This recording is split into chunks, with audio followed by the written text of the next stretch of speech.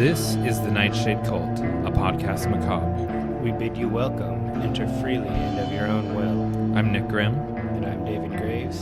And we'll be your horror hosts for this dissection of Sono's expressionist sushi western horror film, Prisoners of the Ghostland. Good evening. So we've had this on the agenda since before it came out, basically. Yeah. And then, you know, we kind of got scared off by the bad reviews and bumped it. And then we watched The Mummy and Sofia Boutella was in it, and that kind of brought it back onto our radar. Yeah, I think so. And I mean, I've wanted to watch this since I saw the preview. I think I talked about it before it came out, and you've just been sort of like simmering. Yeah, I think you sent me the link like when the trailer first came out, and I was like, okay, this looks bonkers. Yeah, this looks insane. We got to see this. Yeah, and Cage said it was the wildest movie that he ever made before they even started filming. He just said that after reading the screenplay. Yeah, it's crazy because this thing, they never disclosed a budget. It's an independent film. It's estimated it was made for about $100,000, somewhere in that area. That seems low with the Western cast in it. It seems like you could. And there were some pretty notable Japanese actors in it too. Yeah, so I would think flying all these Western people out to Japan, and I would think we're probably more realistically like under 10 million, but in that sort of $5 million range. I don't know. Some of the stuff looked very I don't know. It was very art house. Like, yes, it's very put improvised together. Yeah.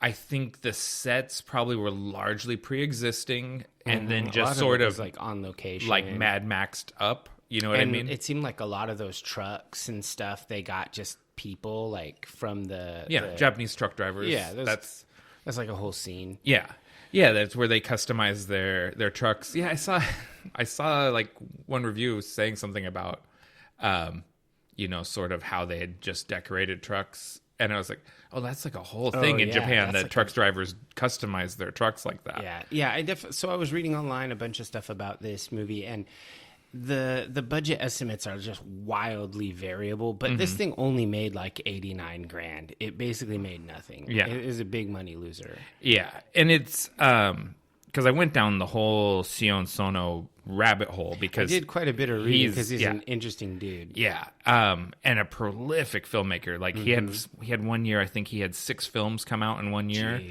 Jeez. But he's often working on 2 films at the same time, and he's been active since technically since like the 90s, but at least professionally since the early 2000s. And yes, very eccentric, strange guy. I wasn't. Some of the things I learned, I wasn't happy to learn. Sometimes you go to places in the rabbit hole you don't want to, but interesting fellow. Yeah. So this has a really great, like, I guess it crosses lots of interesting things. Like it has Japanese weirdness, which is its own kind of thing. It's a special weirdness. Yeah. Weird things from Japan have a certain flavor.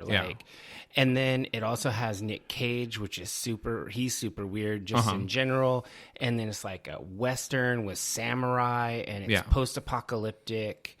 Yeah, it's crazy. It's a lot of genre mashups, a lot of cinematic references, like obviously like the Sergio Corbucci spaghetti westerns are a big influence, and George Miller's Mad Max movies are a huge influence on it. Nick Cage talked about he wanted to do a Sono movie. He wanted to work with this guy. I don't know how they wrangled Sofia Boutella, but some of the other Western stars, they're kind of like what Bill Moseley is like he's a B movie. Yeah, there's a lot of like character people here. Yeah, he's in all of Rob Zombie's movies. Like he's one of those guys. He does just exclusively weird movies. So do you think people like Cage and others just wanted to be in a Sono movie, and so they just basically did it on spec or whatever? Yeah, I think everyone's just making whatever their union scale is. Yeah, they just were like, you pay for the flight and the hotel and whatever the union is, and we're good. Yeah. So originally, Sono wanted to film it in Mexico. And then he had a heart attack. Mm-hmm, I read about that. Yeah. And so basically it became impractical for him to travel to North America to film it. They found some really amazing, like, industrial broken down places in Japan to do this. Yeah. I wonder because Sono is very fixated on like the landscape around the Fukushima power plant. He's made several movies about that, about the meltdown and the repercussions of it. I want to go there too. I've watched like YouTube videos where you can do like tours and stuff. Yeah, and I watched a documentary about Sono while he was filming his movie Whispering Star. He was filming it there in the town, and it just like it dawned on me as like, that's the Ghostland. That's like what he's referring to. Like this is probably like the most symbolically rich movie we've watched in a long time. Yeah, and there was like straight up like radiation zombie people. Obviously, like they had a weird bus accident and stuff. Yeah. But yeah, having rad zombies or whatever, or what are they called in retrogrades? What do they call them in Fallout? Like the people who are all ghouls. Ghouls. Yeah. Okay. Yeah. Sorry, I play too many different games. Too many different role playing games. They call it different things in different games.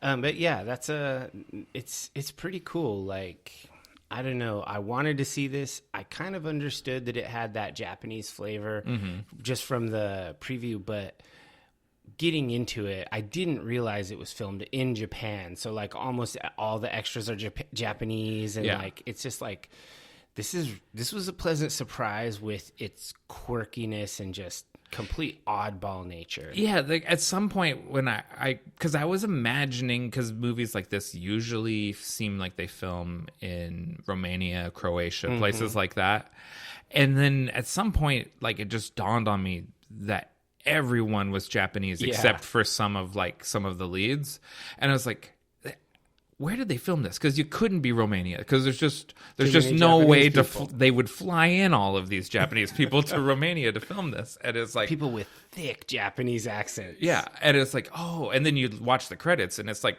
almost an entirely Japanese crew and everything, and it's all people that regularly work with Sono on his films, and it's like, oh, I really didn't know at all what we were getting into, other than this looks weird. Let's watch it. I wonder who's funding this guy, because it's not like his movies are huge commercial successes, but they're really artistic. Yeah. So, it seems like his money kind of he's figured out how to monetize the Western esoteric like cult movie fan. Yeah. Like whereas.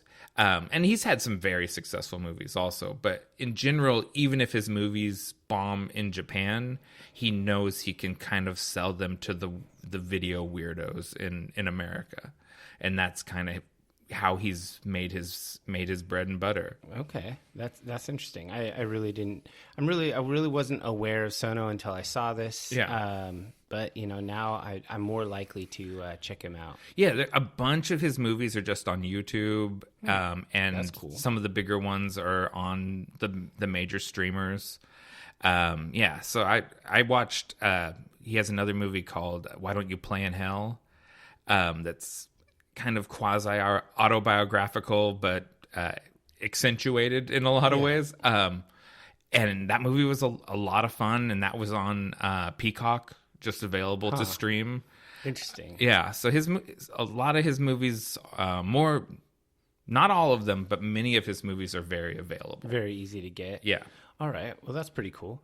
So let's go ahead and roll for initiative and get into our dark tidings. Okay, 16. It's got to win it for Yep, me. you got it. I got it too. All right, so I got a couple stories today, and this first one's just another one. It's kind of like an obituary, but for a band. Front 242 have announced their farewell tour. Yeah, I wondered if you would talk about that. Yeah, they're 40-year career of EBM music, the Belgian pioneers, Front 242. They're gonna do six dates in America, and it's like St. Petersburg, Florida, Philadelphia, Cleveland, LA, and then Chicago for 2 back-to-back nights. Yeah. if you had told me they were from Chicago, I would have believed you. Yeah, they you know have what I mean. a I associate them with relationship with Chicago. They've just played there a lot. Yeah, and so they're ending it all in Chicago. Fascinating. And it's like, man, if they were coming to like Seattle or Portland, I'd want to try to check it out, but I'm not going to LA for that. That's weird. We don't rate Front 242. Yeah, I mean they're only playing, but they're playing in St. Petersburg, Florida. Like, what the hell? I don't know. Yeah, I don't. And Cleveland? Seattle doesn't beat Cleveland? There's not even a direct flight to Cleveland. You have to connect somewhere else. Yeah, I get Philadelphia, LA, Chicago. Yeah, it is weird to not hit the Northwest. It's a little insulting. Yeah, was there not a Northeast either? What did you say? New York? I mean, Philadelphia is the closest thing. Okay, that is, yeah. Yeah. I mean, it's close enough. Mid-Atlantic. You can get there pretty easy. Yeah. So I just thought that was interesting, worth noting, because these guys are pretty notable. They haven't been in heavy rotation for me. I did put on a few of their tracks after I read this story, just for the heck of it. But yeah, it's an interesting thing. We got these kind of pioneering bands just calling it quits. Yeah. First it was Kraftwerk, and now it's Front 242. Yeah, weird. Okay. My first news story is also about a legendary industrial band. Okay. So Einstein Zende Naubauten is returning with a new album this April. It's called Rompen Omp Alien Pop Music. I probably mispronounced the German half of that. Rompen Omp? I don't know. No but idea. Yeah, so this is releasing on April 5th. It's going to be released on a limited edition double LP, regular LP, double CD, and of course digitally. This band. But everyone's just going to stream it on their service. Probably. I mean, if I was going to, I like this band quite a bit, but if I was going to buy some vinyl, it's of the classic albums. It's not going to be the new one. And I'm a little bitter with them. I had tickets to go see them for their North American tour in 2020 probably, and that got canceled because of COVID. Yeah. And they've never rescheduled. Dang. And what year was it when we went and saw them? That was so long ago. 98? Yeah. Probably 98, 99, something like that. But Isn't it was crazy to think we saw this band 25 years ago. Yeah. It was, I count that in a top 10 concerts for me. I still remember it. Like pouring the gravel on the metal slide. Yeah. It was like, insane. And they had like the piston through a stack of books. So you make the books slap rhythmically. Just like their improvised Rudolf Moser, who's custom built instruments and percussion, is a member of the band. The machines he builds and are just crazy. It's kind of the whole spectacle. It's why you go see them live.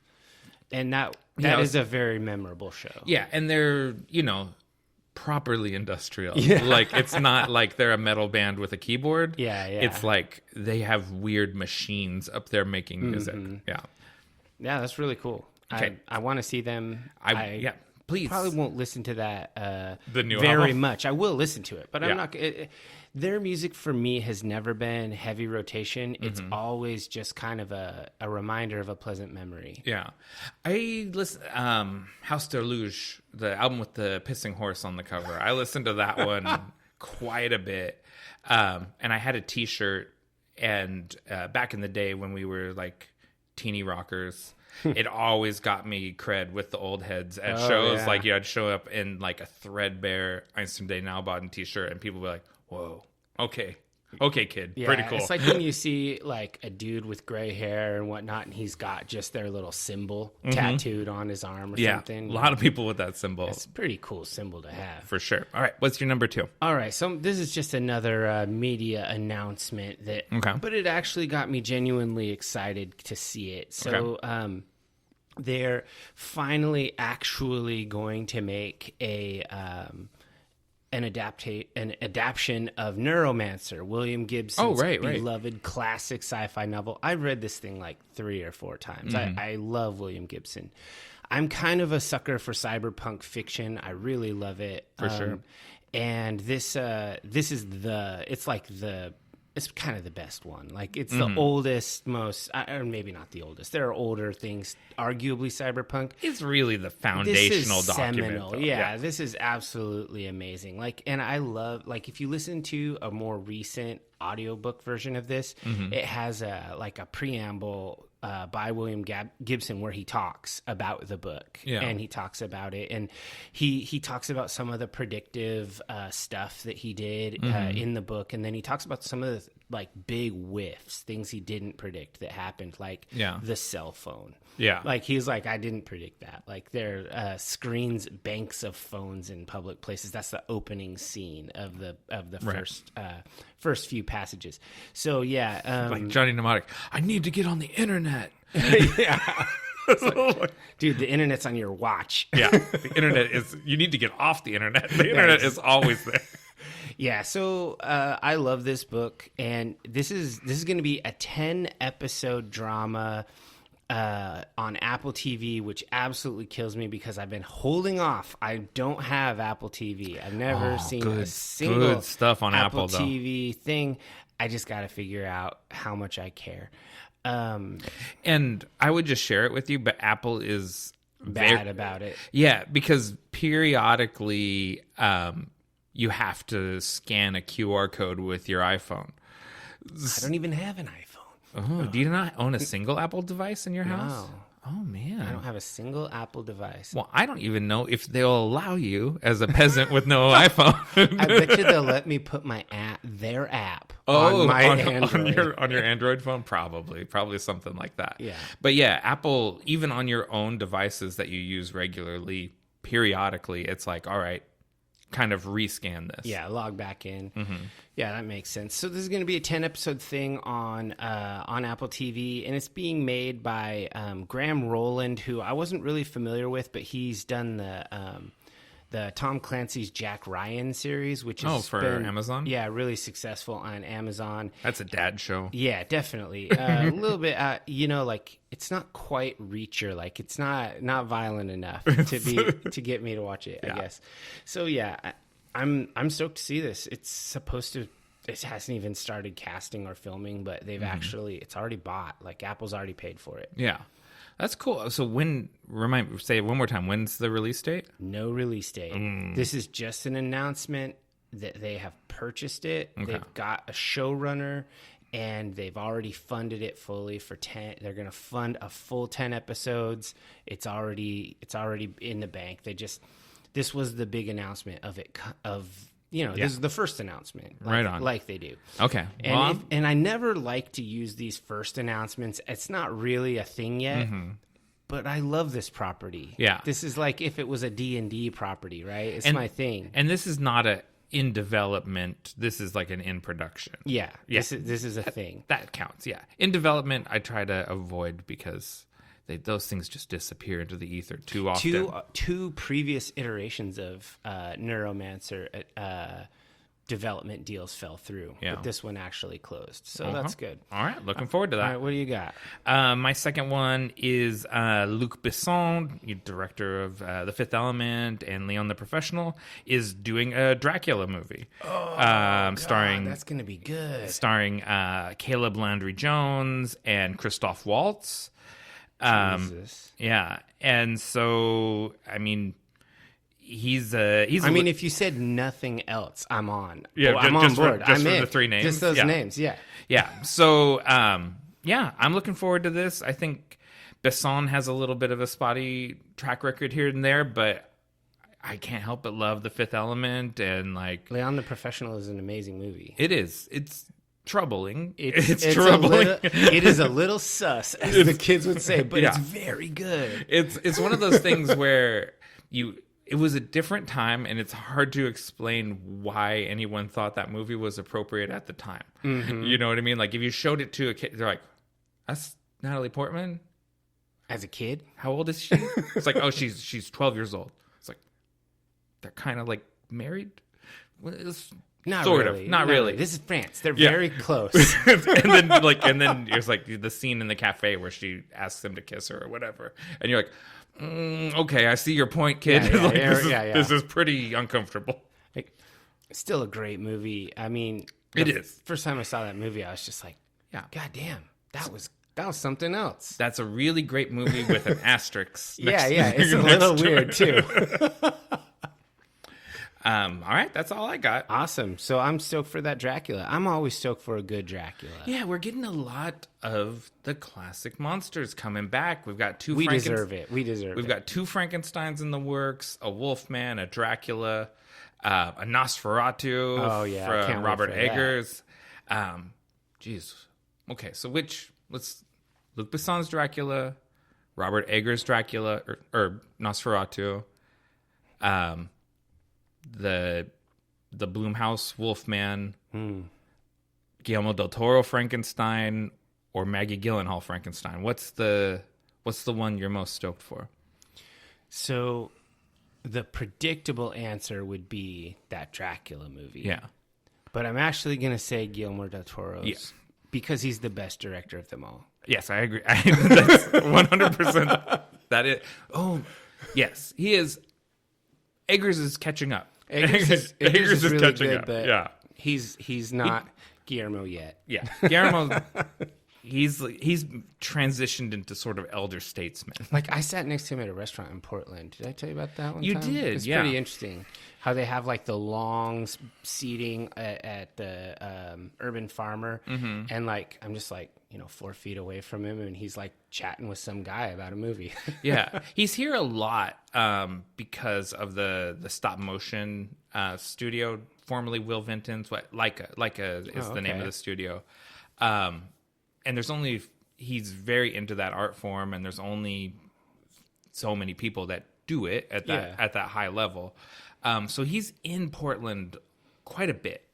But I've never run into him. Yeah, so you're very lucky. Yeah, it was pretty cool because I just nodded when I walked by, and he nodded back, kind of in a, I get it. Thank you for not interrupting me. Yeah. I saw something with him the other day I was watching, and he said, he goes, like some people discovered, or like some people found Jesus, I found Frankenstein's monster. It was that revelatory to me. And I was like, it was a podcast I was listening to. Nice. And I was like, yeah, man. Yes. Nick will identify with that. I identify heavily with that. That's funny. All right, so let's go ahead and take a quick break. Then we'll come back with this dissection of Prisoners of the Ghostland.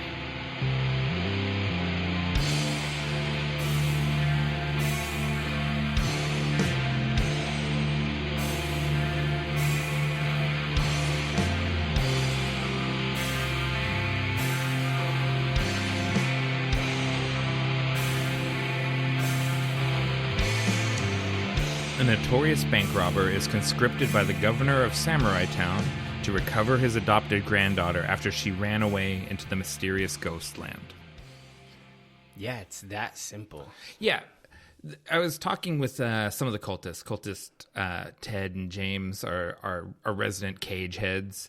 And I was like, there's almost no plot to the movie. All of the storytelling happens on a symbolic level. The actual plot of the movie is just a fetch quest. So simple. Yeah, and Cage's character is named Hero. Yeah, like it's just base archetypal. Yeah, it's like they don't even bother with weird names. It's like it's Samurai Town. It's the governor. Yeah, Hero. Just very simple. Yeah. I mean, the granddaughter has a name, Bernice, because she has to say it into the thing. Right. He's wearing a bomb suit. And if he doesn't get back, it blows him up, and it's got bombs on different parts of his body, little tiny explosives. Yeah.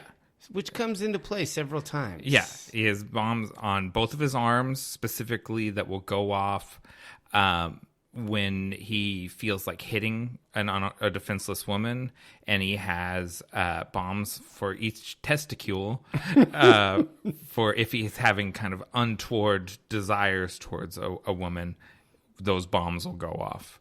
And one of them does. He loses a testicule. It is hilarious. It is, and I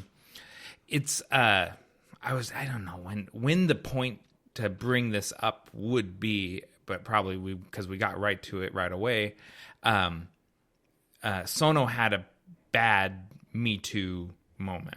where he got, I don't know if we want to get into the allegations specifically, but I feel like that whole sequence was representation of his penance or whatever for what he had done. Okay. You know, because having those whatever antisocial sexual impulses or whatever, and then being punished for it. Yeah. And, you know, that doesn't surprise me at all. I hadn't read about that, but it doesn't surprise me at all given Japan's very historical, patriarchal culture. Mm-hmm. It's not in the same place that like America and Europe are for those type of things. Yeah. So basically, I think we probably should we'll get it out of the way right now. Okay. So what the allegations, as I understand them, is that he and a colleague of him would essentially encourage young ladies that they were being mistreated by their representation, by their agents, get them to leave their agents, and then use that vulnerability when they're unrepresented to exploit them sexually. Ugh. Yeah. It was that's like a long form weirdo con. It is, and it seems to have happened multiple times, and it really like threw a monkey wrench in how much I was enjoying learning about all this stuff. Like I was going down this rabbit hole and kind of discovering all his films. And then I got to that and I was like, oh, well, this just kind of yucked the whole thing for me. Yeah. Because I was like really looking forward to exploring kind of 30 years worth of movies from this guy. And then it's like, but maybe I have to say, there has been, I think, since that stuff came out, I think he has made a concerted effort to address it in his art and to be better. But it's just kind of be best. Yeah, it's just a stain on the whole thing. But I feel like that was addressing it in this movie. Yeah, I can see how that would be symbolic of that. Yeah. Still yuck. Yes. Don't do that. Men, don't be so gross. I mean, I'm often just so unhappy at the low hurdle that so many men are unable to clear. I think one of the things that you and I that we have in common with our upbringing, not to get off the point too much, is that we were both raised in households where shame was very prevalent. Yeah. So, like, I would never dream of doing such a thing because if it came out and, like, I would feel horrible and mortified. Yeah. But even the idea that someone would learn of my terrible behavior, which I would already be suffering just knowing that I had done it. Right. It's unthinkable. Right. That's just how I was raised. Yeah. Yes. So I guess he just wasn't raised in a shameful house. I don't think that's true. I think all Japanese people are raised in a... So maybe he thought he could get away with it, like, oh, this was consenting adults, blah, blah, blah. When really, no, that was manipulation. Yeah. There is this whole, like, I didn't realize that when I was exploiting people and using my power as a filmmaker to do so, that I was doing anything because they didn't fight me. Yeah, like, it's probably more like, I didn't realize I'd ever get in trouble for this. Yeah. So... anyways, I wanted to get it out there at some point, and we got to it right away. Shame on you. Yeah. All right. So I liked your very simple, straightforward synopsis of this movie because this might be the simplest movie we've ever talked about. Yeah. Well, plot-wise. Plot-wise, yes. Symbolically, it's filled with imagery. There's a ton. Like, to me, the whole movie is a metaphor for post-war Japan. Okay. The governor is the occupying government. Hero is rock and roll, like the representation of Elvis Presley and rock and roll. Obviously the Ghostland and that stuff is like the legacy of both the atom bomb and then more contemporarily the Fukushima meltdown.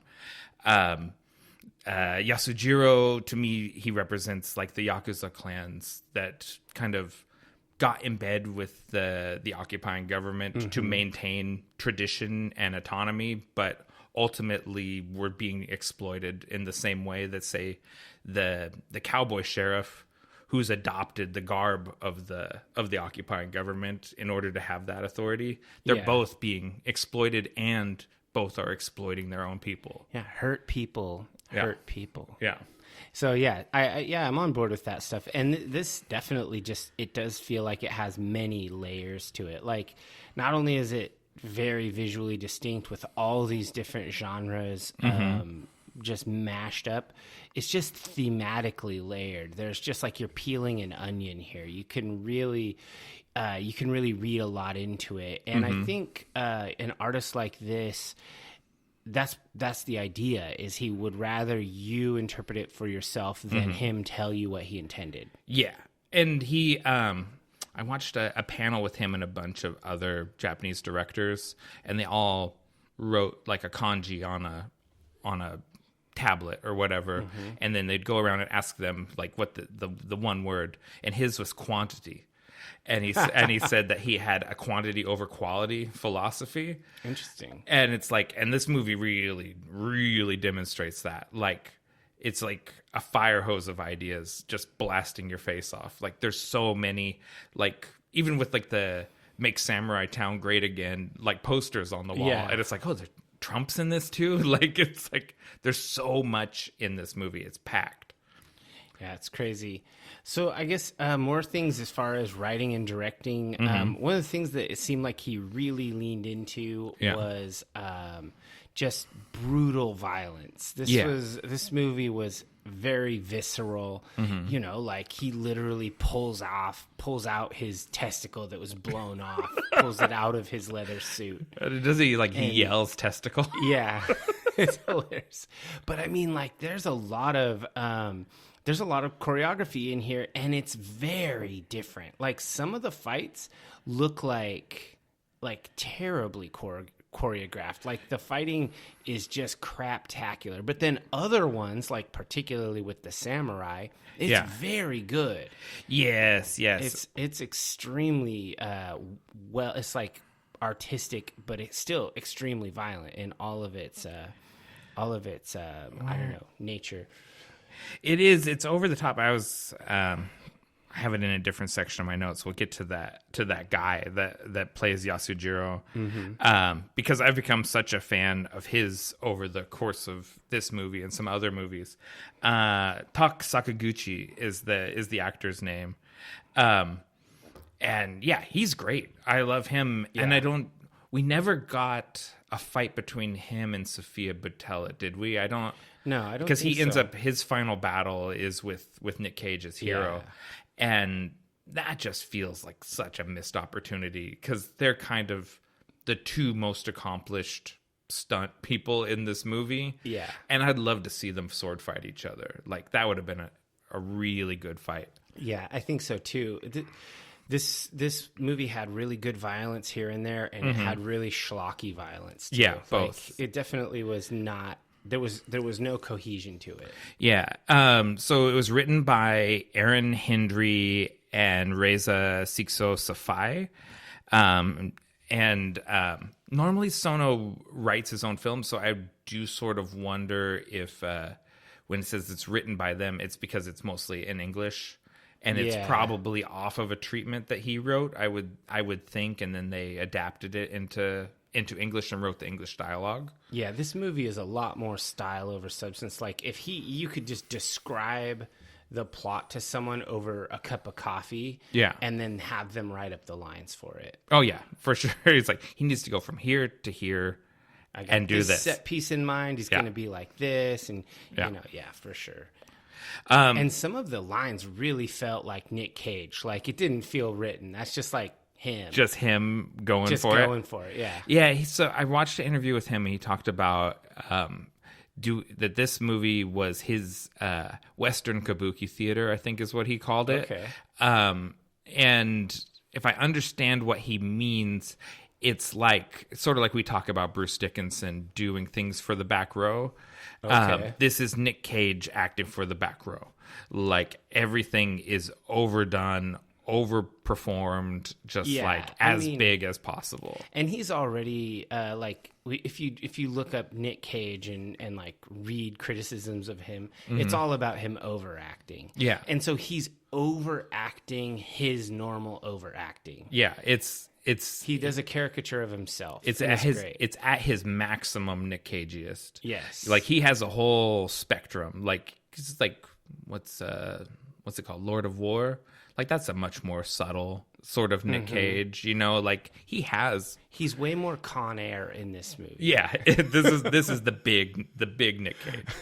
And it's that kind of movie. Like it absolutely fits what's going on. Isn't what you need this here. is not a subtle movie at all.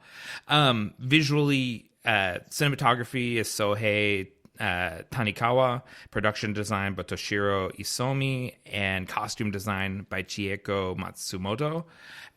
These are all regular collaborators of Sono's, like people that have worked on multiple films with him.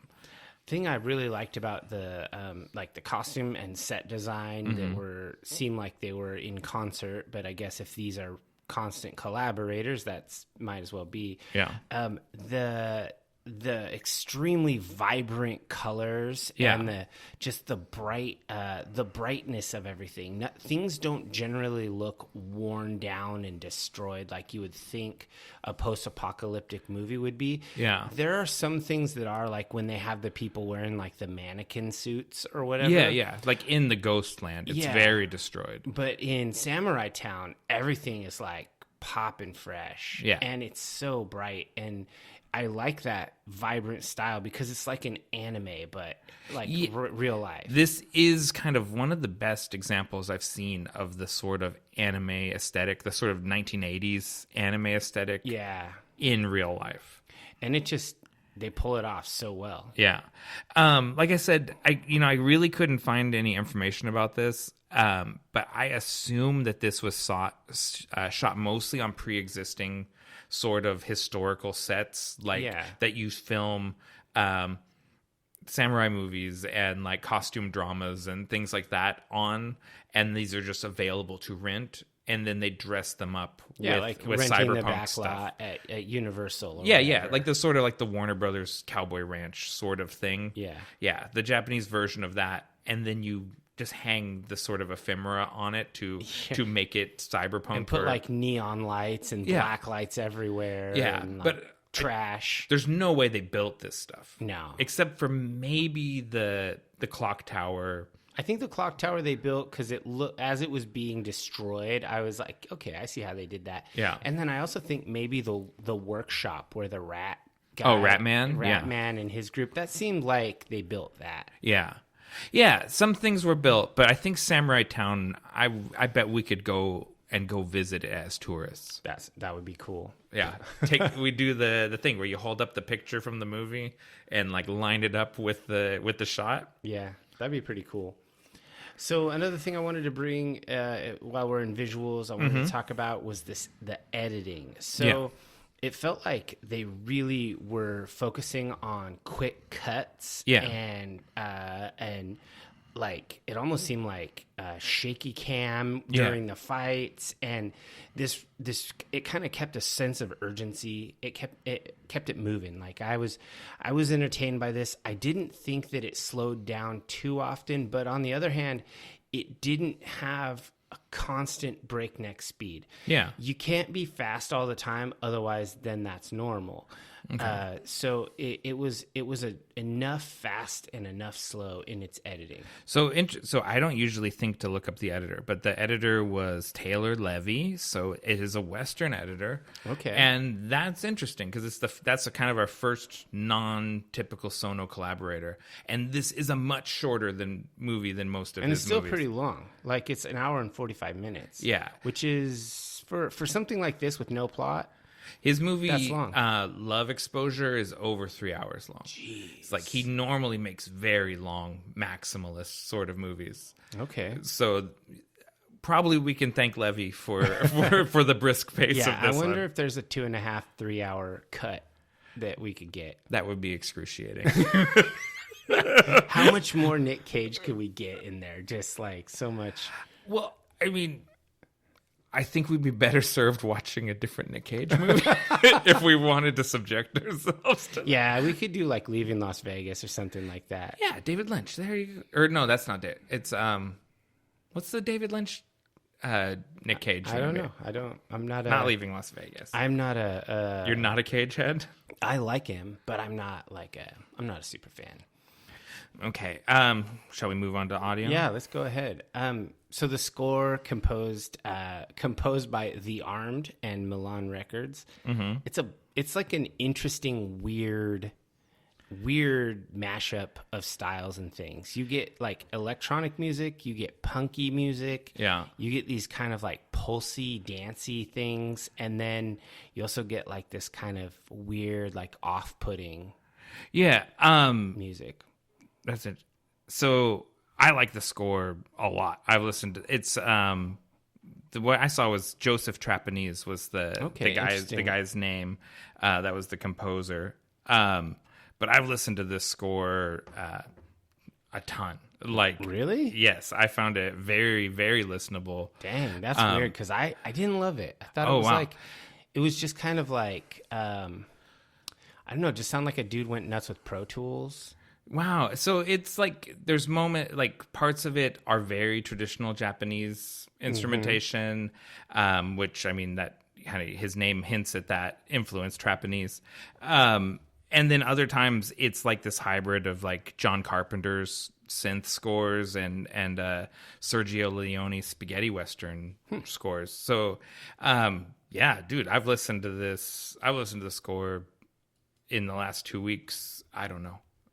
24 times. Like I've listened to it a ton.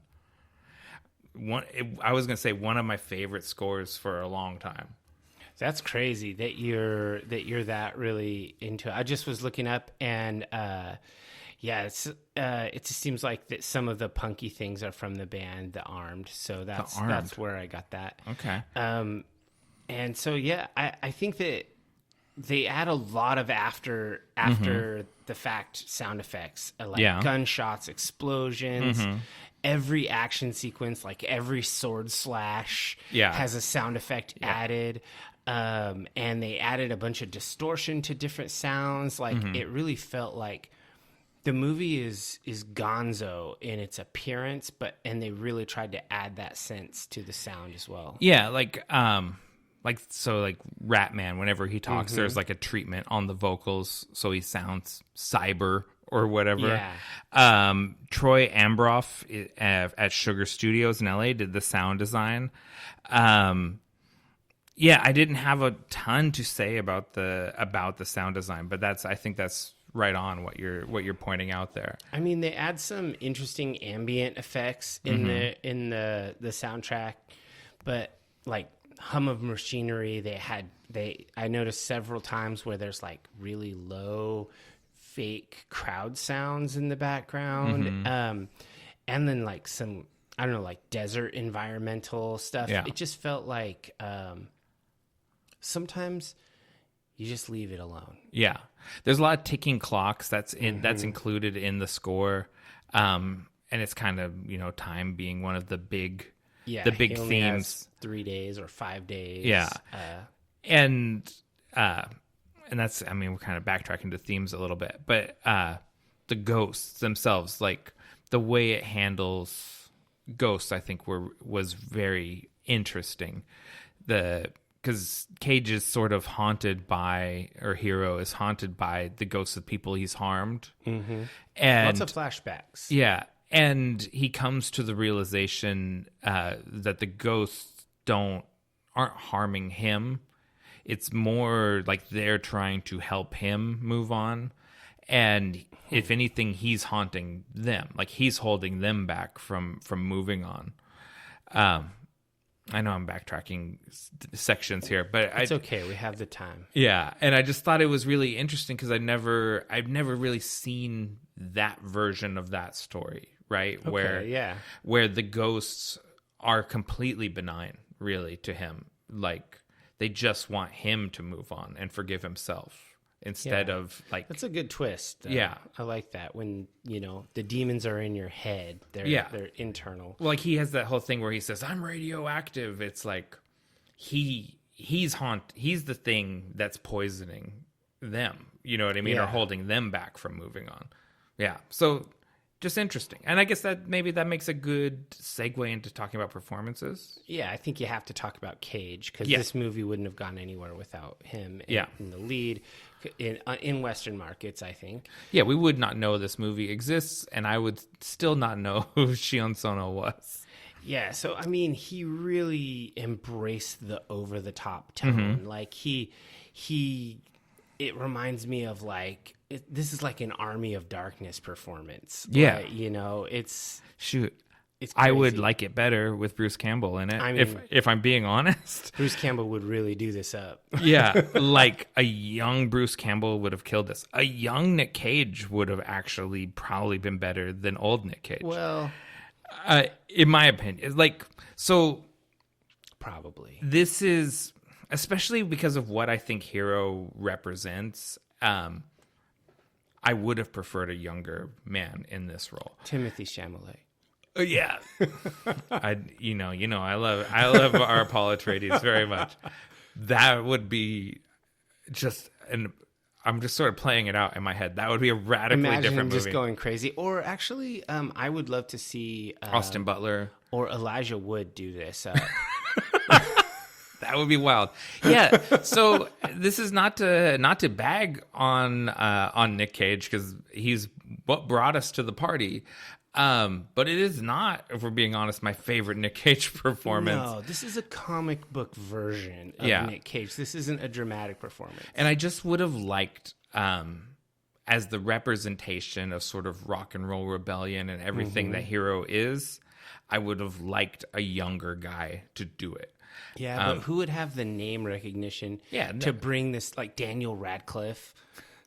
You know, have you seen Guns Akimbo? No, I haven't. He makes weird movies. Sure. Daniel Radcliffe would have probably done this and been incredible in it. Yeah, well, he has Harry Potter fuck you money, so he can just make whatever he wants. He just makes weird movies like Swiss Army Man and Guns Akimbo and the Weird Al movie. Yeah. He just does what he wants. Yeah. So, yes, I would rather have Daniel Radcliffe do this. Not to bag on Nick Cage too much. More positively, Sofia Boutella as Bernice. Excellent. She is great in everything. Like, somebody needs to get her some good roles. I know. You know, like, I appreciate that these weirdos like Zack Snyder or Scion Sono see her greatness and want her user in things, but like, I would like to see her get in movies that will get her in front of normal audiences. Like more people? Yeah, like more not weird people, because I think she has like real genuine star power, and she hasn't had a real chance to show it off yet. Yeah, and she kind of has like a timeless look to her. Like she's like over 40, but she looks like 10 years younger than that. Well, and like, you know, she has this profile, like Lisa said, she looks like she belongs carved in marble. Yeah. Like she looks like an ancient statue. Like, and she has this sort of classic beauty from a before time. Yeah, for sure. And then she's also a great actor. Like probably the best actor in this movie. No, not probably. Literally the best actor in this movie. And gives like the only sort of naturalistic performance in the entire movie. Yeah, her performance is not over the top. It's very natural. She's like traumatized, and yeah, it's definitely very different. I don't know if there has ever been a thing that she was in that she wasn't the best thing in it. That's sort of, man. You know, like The Mummy. Well, clearly, the only reason The Mummy is watchable is for her scenes. You know. She's remarkable. I couldn't be a bigger fan at this point. And I wish she had fought Yasujiro. I would have loved to have seen them sword fight. Yeah, we got to figure out what she's going to be in next. That's going to be good, so we can watch it. It's a Rebel Moon Part 2. Oh, yeah, she was in Rebel Moon, wasn't she? Did you watch it? Yeah, I did. I watched Rebel Moon. It was all right. I actually liked it, but I didn't love it. That's the thing. Yeah. I think it's probably like a, you know, it's a 3-star movie. Real quick. I would say a 2-star movie that's going to have a 3-star director's cut coming up soon. I liked it because I love Warhammer 40K, and that was just a Warhammer 40K movie. It's pretty, it uses quite a bit of that iconography. Yeah. All right, so, I mean, I wrote down, like, I had Nick Cassavetes. I don't know if I'm saying that right. Yep, you were saying that. As Psycho. I liked that performance. I thought that was really good. He felt very underserved to me. Like, I felt like we could have developed Psycho a bit more. Yeah, we could have had more, but I felt like the scenes we had, he had this kind of like, he had like a chilling delivery. He was like really, he felt sinister. Yeah. And I like that he's just called Psycho. Like, you don't need a name. Yeah. Hero, Psycho. Yeah. You know, that's good. Yeah. And the reason I would like him developed a little bit more is so when we get like the release the ghost scene where he lets them cross the Ghostland or whatever, I would like it just to mean more. Like, we just didn't get enough time with them. Yeah, we need the 3.5 hour version. We really do. Sono, if you're listening, I know you are. Yeah. 3.5 hour version. 3.5 hour version with more Psycho. Can we get mostly Sophia Boutella and Nick Cassavetes? Nick Cassavetes, yeah. That would be amazing. So I mentioned him earlier, Bill Moseley as the governor.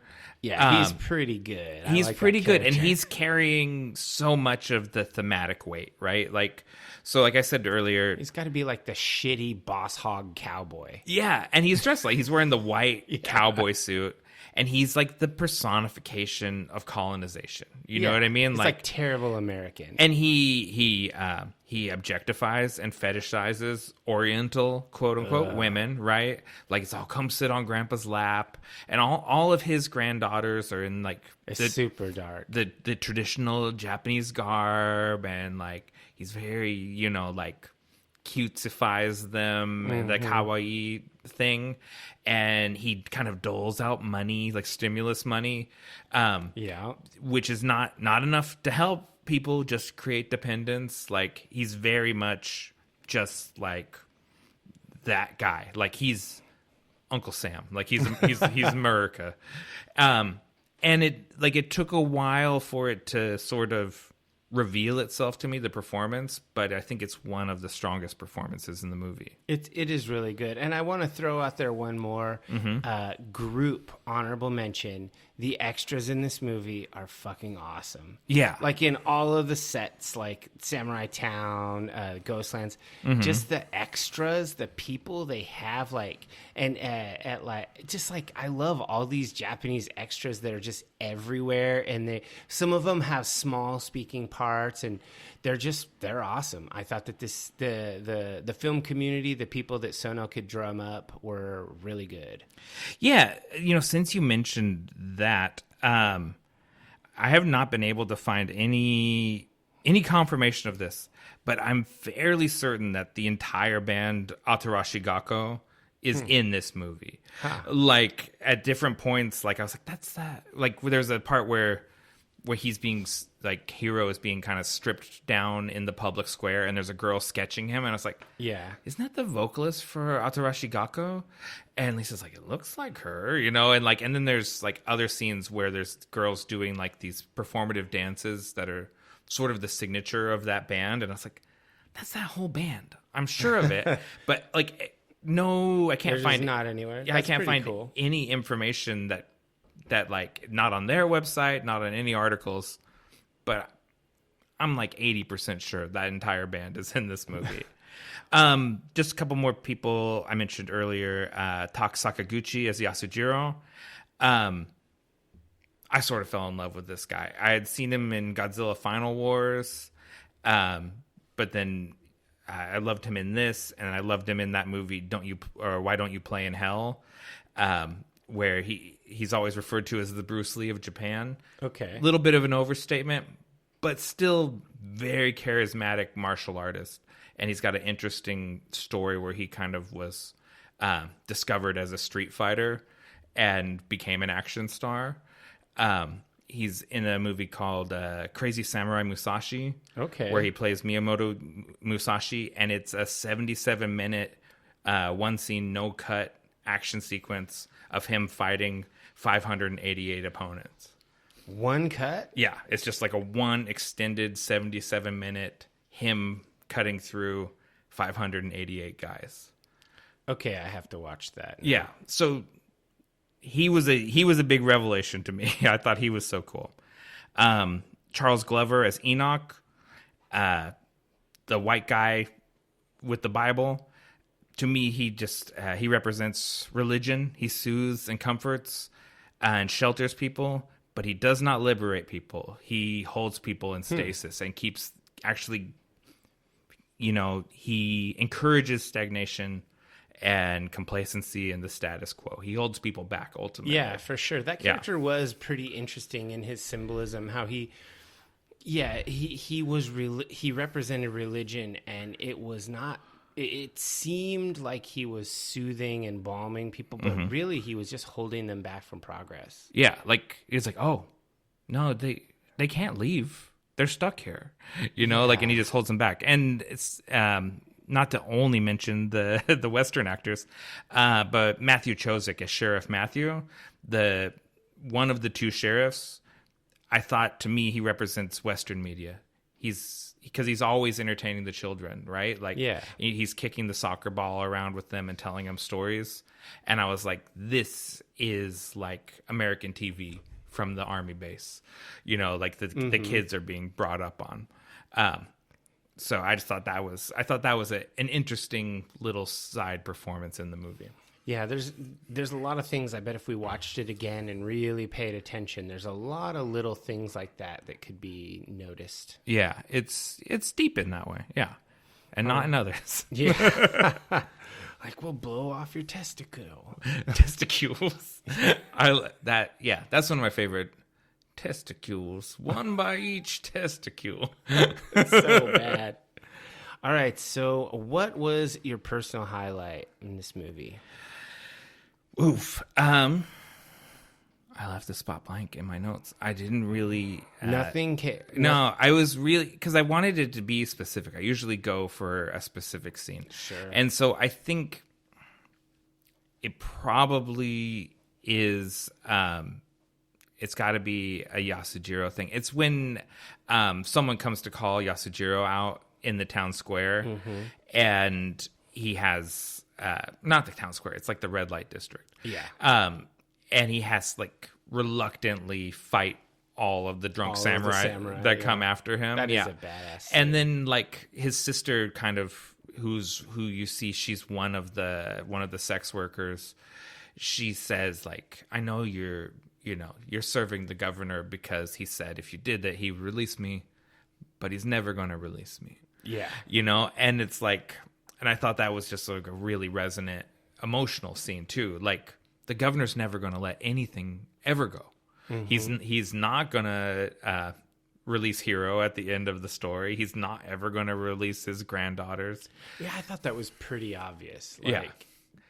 He had just hollow promises. Exactly. And so, so that's, to me, that's probably my personal highlight. So you chose like a really resonant, like deep part. I literally just chose the part that made me just laugh my ass off. Okay. And that was when Hiro's testicle gets blown off. And he reaches in the suit and pulls it out and holds it up and yells, "Testicle!" And I was just laughing. I was like, God damn, Nick Cage, you are funny. Like, I just laughed. That's good. So that was one of those moments, it was like, this is either when Dave locks in or when we lose him in the movie. It was so stupid, I couldn't not laugh. Okay. I had to laugh. Yeah, sometimes it's really a mystery to me whether, like, how you're going to react to the movie, because I thought there was a real strong chance I was going to come down here to the Vault of Darkness and you were going to be like, this was a shit bomb. God damn it, Nick. You made me watch this trash. It'll be, it was your idea. It was my idea. No, yeah. It goes to show that my favorite scene was literally slapstick comedy. Yeah. And there's plenty. Yeah, there's a lot of it. There's a lot of that silliness in this. It's like a fire hose of ideas. Yeah. So what worked for you in this movie? So the first thing, the rich symbolism and thematic storytelling. For all of its flaws, I've been like running this movie over and over again in my head for 2 weeks, like picking it apart and like, what does this mean? What's the significance of gumballs? And like trying to like understand the movie. And like, that's what turns my crank, you know, like that's what I'm into. And this movie gave me tons of it. Nice. The cast is just this motley crew of American B-movie stars and Japanese character actors. Some were new discoveries for me. Nick Cage is an A-lister. He's right up there with Bill Murray, top of the top. Nick Cage has movies for every letter of the alphabet. He's an Academy Award winner, I think. Yeah. And like, yeah, he works. That's a working actor. He has debts. Yeah, and so, I think that might be very true. So the cast, I think the cast was incredible, and I love the score. I love Joseph Trapanese.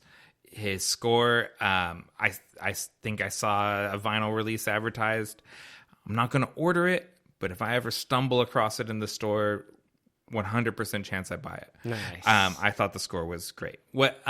So what worked for you? So I have way less specific, and my stuff's usually less specific. I love the whole mood and vibe of the setting of the movie. I really enjoy Japanese media in general. Like some of it's hit and miss with me. One of the hallmarks of a lot of Japanese movies, and especially like manga and anime, is that it's over the top. Yeah. They take things to the next level and then beyond. Right. And this had that absolute absurdist quality to it, and I liked it. Okay. I thought that whole craziness just it worked for me. I highly enjoyed the setting, the whole like the feelings it evokes. Yeah, I liked.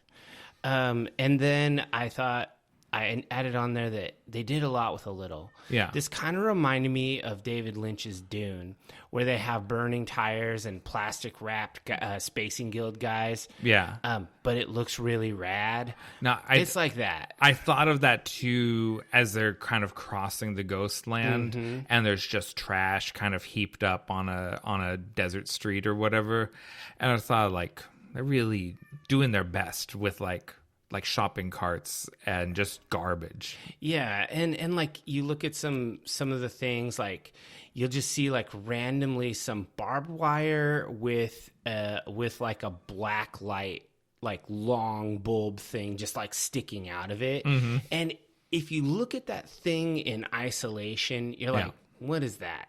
But in the whole set, in that there are many of them and they're all around, they're like the torches of the camp or whatever, but it's like in a cyberpunk post-apocalyptic way. Yeah. And so they just did a lot with a little, and the sets and the costuming all had that same kind of improvised art house vibe that I really enjoyed. Kind of goes along with my whole first point, like the absurdist nature of it. And I think they took that and just really ran with it. Yeah, and this is an obvious influence. It reminded me a lot of the early, like the Road Warrior and the first Mad Max movie. It's got that Ozploitation vibe to it.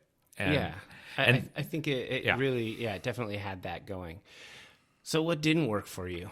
So I mentioned earlier the Sono's Me Too thing. That was a bummer, but that's not direct to this movie. Yeah. So the thing that doesn't work to me, Sono, I saw him described as a Stakhanovist filmmaker, where it's a philosophy of overproduction, making more than you need to. And, I talked about, there was a year, I think, where he released 6 films. I think his quantity over quality philosophy has a predictable result in that the output's inconsistent. And so parts of this movie don't quite work as well as other parts of the movie. And so it's, like I said, like you're drinking references and metaphors out of a fire hose. He's blasting you with so many ideas that it's overwhelming, and something a little more focused, I think, would have been more effective. Okay. What about you? So I had a couple of things. I feel like at times they try to be really surreal, and like with some of the flashbacks, and they try to get deep and heavy, and that can be okay. But generally, I feel like this movie has like a freak carnival mood to it. Yeah. And sometimes in those flashback moments or the moments where they try to get real deep, it just kind of hits wrong. It doesn't land heavy like they probably want it to. Yeah. It lands boring. Okay. And there's a fine line between heavy and boring. Yeah. And it has to do with my buy-in. And so I guess I just didn't really buy into the heaviness of some of the internal strife in Hero. Yeah. Do you, because that's immediately what I thought when you said that. Does that come down to his performance?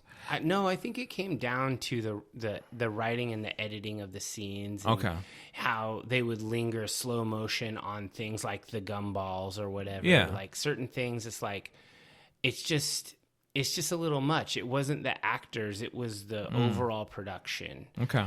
And then lastly, I felt like this movie was almost done in 3 acts. Yeah. And the first act, I really liked the whole Samurai Town thing and all of that, and it was really cool.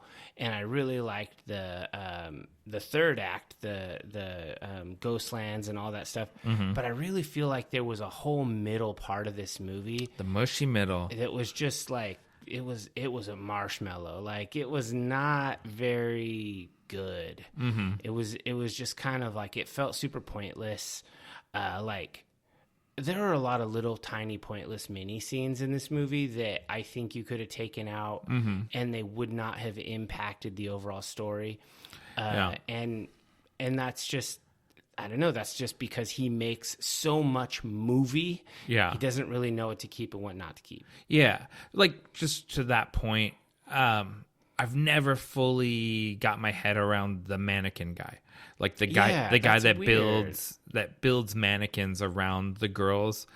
And I mean, the actor was really creepy and convincing, but the whole aspect was weird. Like what it means, whether like what I'm supposed to think about him, like that was just totally unclear to me. And like there's a George Orwell reference at the end where he's like, the governor's like, "Long live the animal farm," and I was like, well, I don't really see how Orwell ties into this at all. Like it just doesn't, those dots don't connect for me. Not everything was hit. There was a few misses. Yeah. Okay. Yeah, we're on the same page. All right. So what are your final thoughts and rating? Yeah, it's really tough because it is, I think, a deeply flawed movie that gave me a lot to consider and analyze. So I'm like really torn between a extremely qualified 3 or like a 2 with like it's a 2 I think you should watch.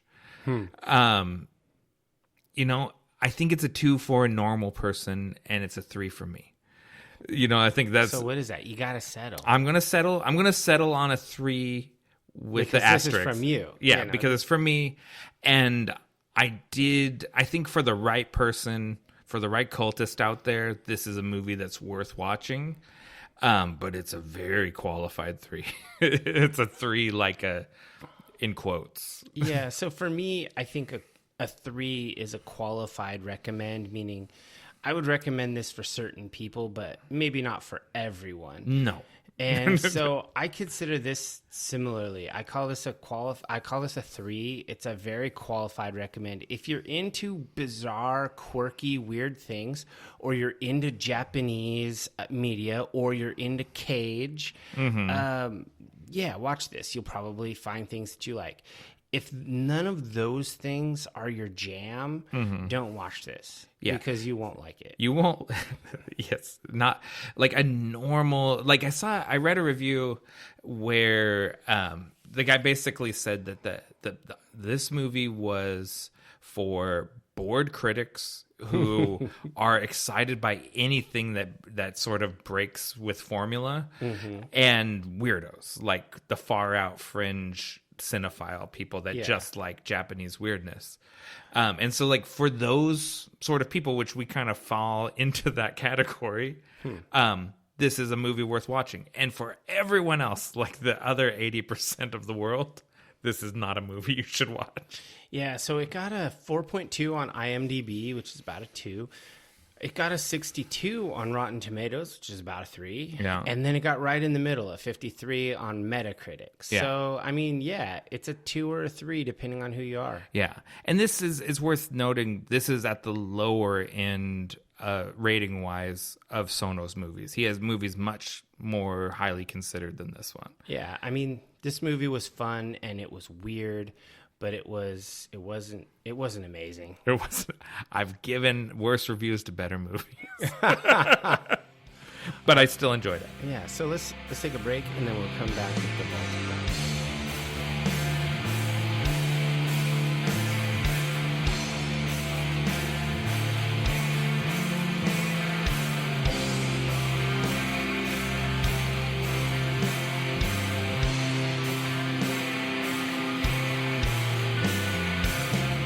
Before we delve into the Vault of Darkness, we ask that all initiates of the cult follow us on your favorite social media platforms at Nightshade Cult. If you've enjoyed this content, help us grow the cult by sharing it with like-minded people and leave us a review wherever you listen. All right, David, what are you pulling out of the Vault of Darkness for us? So I went really, I was not sure what to do for this because, and so I'm just going to give credit where credit is due. I asked my lovely wife, original cultist, Carrie, what's the best post-apocalyptic movie you can think of that you'd want to recommend? Because that's where my mind went. And she said, Blood of Heroes. And I said, done. Blood of Heroes is fucking amazing. And it's perfect for this particular episode. Is that... It's a Rutger Hauer movie? Rutger Hauer movie. And this is like a B movie. It's definitely lo-fi like this. It was originally released as The Salute of the Jugger.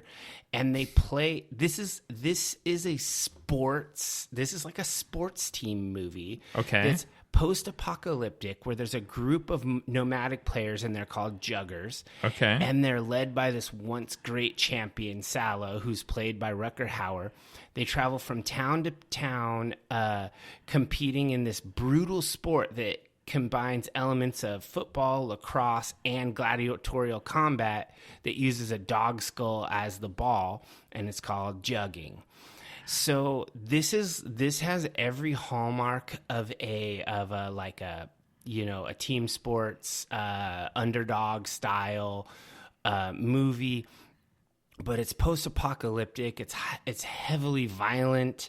There's a redemption arc in there for Salo and his teams to face their inner demons and find some redemption. This movie has all those hallmark traits like perseverance and loyalty and brotherhood of the group. It's a fun-ass movie, and it's been a long time since I've seen it, but I have played jugging. Came out in 1989. Of course, I've done it with boffer weapons where, you're wearing no armor and stuff and you're doing that. But I've also done it in full armor with other people. And it's just really fun. And so everyone just go see The Blood of Heroes, 1989, post-apocalyptic. It's directed by David Webb Peoples. But really, it's really all about Rutger Hauer in this movie. Yeah. So, David Webb Peoples wrote Unforgiven, Blade Runner, 12 Monkeys. This movie does not suck. I'm telling you. No, and I'm looking. It's got Vincent D'Onofrio in it, Joan Chen, Delroy Lindo. Okay, it came up when Rutger Hauer passed, and I was sort of looking at his filmography and stuff. I saw this movie, but I didn't. I don't think I've ever seen it. Yeah, the moment Carrie recommended this, I was like, yeah, that's great. It's perfect because I love this movie. It's so good. And I love Rutger Hauer, of course. And so it fits with the theme of Prisoners of the Ghostlands. Yeah. Okay. Well, we should We should dissect that movie. Yeah, we could dissect it. It's awesome. Maybe we put together like a little Rutger Hauer. Little 3P. Little Lady Hawk, little Blood of Heroes. Yeah, Lady Hawk would be great. Okay. All right. What is the other one like where he plays the blind swordsman? Ooh, I don't know. Is it like Blind Vengeance or there's some good Rutger Hauer gems out there. We'll we're gonna figure this out, and we'll get a little Rutger Hauer thing going. Okay, I'm intrigued.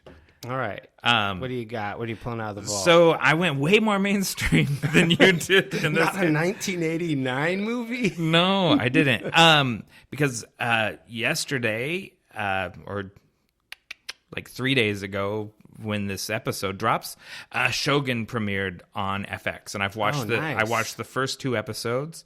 It's a historical drama based on the 1975 novel by James Clavell, which of course was previously adapted in 1980 as a television miniseries. Classic. Yes, this is a story that I've grown up with. The book was around the house. Over 1,000 pages. It was an impenetrable book to me as a child, but I have read it as an adult, and I've watched that miniseries many times. I watched that a few times. I had it recorded, and then we watched it in Japanese class also every year. So I've seen it a ton of times. This is a modern, big budget adaptation of it, and it's very much like Game of Thrones, Japanese Game of Thrones. I kept thinking that when I recently reread the book, how much it reminds me of the way Game of Thrones is structured, and the POVs of different characters and the sort of the courtly intrigues that are going on. It's starring Hiroyuki Sanada as Lord Yoshi Torinaga, and he's also a producer on the show. Cosmo Jarvis as Pilot Major John Blackthorne, Anna Sawai as Toda Mariko, and Tananobu Asano as Kashigi Yabushige, who I think probably most people know him in the West from playing Hogan the Grim in the Thor movies. Okay. But he played Genghis Khan in a movie called The Mongol in the early 2000s. That's just a great movie. He's a great actor. And this is all in English, right?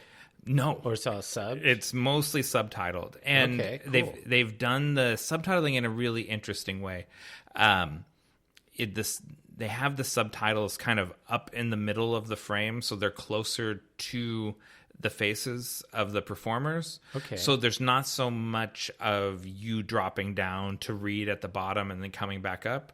The subtitles are embedded in the scenes in a way that makes it feel much more fluid. Okay. And they've, like the 1980 adaptation, they didn't even bother subtitling the Japanese. People speak in Japanese, and it's just left untranslated or interpreted broadly. They've really paid attention much more to the authenticity of presentation and things like that, and representation. And I've watched 2 episodes. I've stayed up too late, kind of 2 nights in a row to watch these 2 episodes, and I'm totally on board for this. Nice. So did they drop the whole series? Or? No, it's 2 episodes at once, and then it's going to be 1 a week, and it's a 10-episode series. Okay. And they're moving at a pretty brisk pace. I think that they're planning on finishing the whole book in 1 season. I had kind of hoped that they might spread it over 2 seasons, but I think at the pace they're going, they will get to the end of the story in 10 episodes. It seems like studios really like just like wrapping it up, Yeah, just something you can buy it and produce it. But I mean, James Clavell put that Shogun is just book 1 of an entire saga. Right. So they could do more. Yeah, but the books they're thematically connected. They're not connected by characters. Yeah. But yes, obviously you could adapt all of his books. And I mean, King Rat, I think, one of his. That's more book 4. That has been adapted in the past. Because just a little background. So Clavel is an Australian, I believe, and he did time himself in a Japanese POW camp during World War II. And I think those experiences obviously inform Shogun, because it's very much about a Westerner, a Western prisoner or hostage in Japan, and coming to grips with the culture. And so Clavel's a really interesting guy, and I love this story and this book, and I'm really looking forward to finishing those 2 episodes, because everyone has Hulu, right? We should. You have to for so many things. Reservation Dogs, for sure. And What They Do in the Shadows. All right, that's all I got. All right. We'd like to thank you for joining the Nightshade Cult. Until we meet again, we're wishing you unpleasant dreams.